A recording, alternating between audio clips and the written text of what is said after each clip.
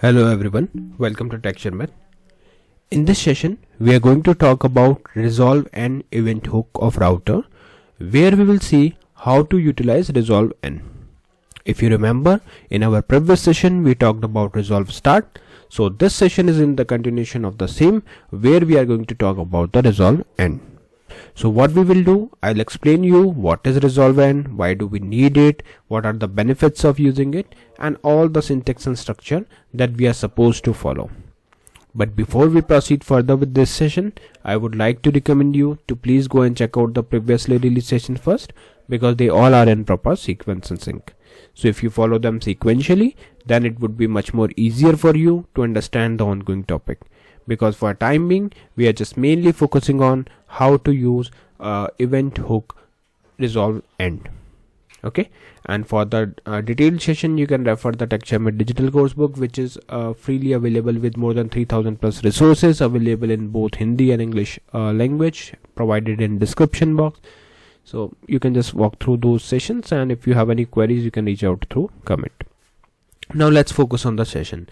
So here what we will be doing, like firstly I'll show you the code one by one. Like I have already implemented the logic for the entire concept, so because it will save our time to discuss the things properly. So firstly, like we will go to app.component.html file, where we have this main heading that shows Angular 19 course by Sharmit. Post that, we have another heading that shows ResolveEnd demo, which is nothing but today's topic name. So this is what we are going to learn today, ResolveEnd. Next we have is this route anchor tag. So what we are doing with this anchor tag, basically we are providing a link, or you can say hyperlink to user, through which users can directly navigate to contact component. Okay, so when you want to navigate to a contact, you can simply click on this link. And later on what we are using router outlet, which is helping us to show the output on the browser. So if we are running an application, so it will help us to show the output in the bottom. Okay, so this part is only related to the HTML file. Now here what we found that there is a link that is moving us toward contact. Now what is contact? Maybe some of you are not aware of components, although like we have discussed this in detail, but I'll give you the quick hint. So let's say if you want to create the contact component, so you can see this is the contact component, we have about component. So in order to create the component, you can simply run this application, that is this command ng for Angular, g generate c component, and then the name of the component. So in my case, the name of the component is contact. So when I click on this, what it will do, it will create this contact component with 4 required files. And now I'll show you like what all things I kept by default and what things I changed. So first is contact.component.css, which is blank, completely blank. We have not added anything here. Then we have a contact.component.html file, where we have added the contact page. And then later on we have, so there here just I made one change, like instead of paragraph contact box, I just changed it to contact page, which is heading. Then we have spec.ts file, which is by default, we haven't changed anything. Usually we avoid this file because this is something related to the testing. Maybe we will use it in a future, but not now. Okay, then we have contact.component.ts file, where we have included this router link. This is nothing but a directory, or you can say a feature that will help us to navigate from one link to another. Okay, so these are the all things that we are supposed to add in contact component. Likewise, we have about component, where we have CSS as blank, HTML with router link as contact, spec.ts, which is nothing but as it is file, and then we have component.ts, which is showing where we have imported 2 things, that is common module and router link. Okay, so these are the all things related to contact or about component. Now the next prerequisite is resolver. Why?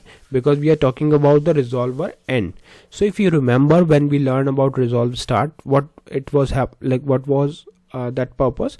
Mainly we were using these 2 methods together, that is these 2 events, that is ResolveEnd or ResolveStart and ResolveEnd. So when the resolver is invoked, at that time resolve start will take place, and when resolver data processing is done and it is just leaving the resolver, then in that case resolve end will be invoked. So in this particular session mainly we are talking about the resolver end.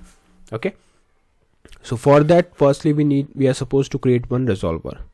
So how to create resolver? You can simply click on this terminal, new terminal, this will open, and here you can run one command that will help us to create the resolver. So simply write here ng for Angular, g generate r resolver, and then the name of the resolver. So I want to create it as data. So when I click and press enter on this command, it will create this resolver for me, where we have data.resolver.spec.ts and data.resolver.ts. spec.ts we are not going to touch. Again, this is the same file that we usually avoid because this is something that will be useful at the time of testing, but not now. Okay, so we will keep it as it is. Second file is very important because this is something that we usually use to share the data to the component, okay, before it execute. So for that, like you can see here, I have noted down one console log message, that is console.log resolver is running. Also we are returning a message that is resolver data loaded. So you just need to write it in the same way, return of and then message resolve data loaded, and also we are applying the delay here of 1000 seconds. So after a 1000 second delay, it will execute this particular return. Okay, here we are importing two things, that is delay and off. So make sure it is imported from RxJS, otherwise it won't work in your application. Clear? So I think we are good with this. Now we are good to go to the next part of this application, that is the component part, right? So we will go to app.component.ts file, where you can see we have noted down some logic. So firstly we are importing the router outlet and router link. Router outlet will help us to show the output, and router link will help us to provide a link that will help a user to move from one place to another. Okay, next we have as in class app component, we have this thing that is constructor. So you can see constructor where we have router, and it is like you have to import this as well, and then we are basically checking if this .router.event.subscribe is of event. If event instance of resolve start, then in that case we are printing the message that is resolve start fired for, and event.url after redirect is telling me that it will tell the user that from where it is executed. Okay, so this part we have already covered in last session also. This is new, this is something that we are adding now. So here what it will do, it will check for the instance of ResolveEnd. Again we are supposed to import it also here also. So what it will do, it will check console.log. If ResolveEnd fire for this, then it will it will just simply check if event instance of ResolveEnd, then it will show the message ResolveEnd fired for particular route. Okay, so I hope this entire process is clear, like how we are using ResolveEnd, how we are using ResolveStart. From the next session, like we will explore more other events also, hooks also. But prior to that, let's verify the output and see how it is working as of now. So you can see in app.component we have added everything like router outlet, router link. So it's time to run the application. So ng serve -open, enter. Wait for a few seconds and then it will show you the output in the browser, where we can see we have main heading that shows Angular 19 course by Sharmit. Also it is showing the heading ResolveEnd demo and one link for go to contact. So click on inspect.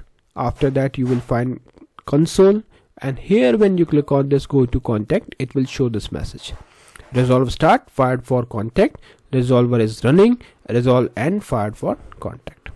Okay, so we have got both the messages, right? ResolveStart and ResolveEnd. That means our application is running as expected and everything is going in a good way. So I hope this session is clear to all of you. and now you have the understanding like how it is working. In the next session we will discuss few more things. So thank you for watching Tech Sharmit.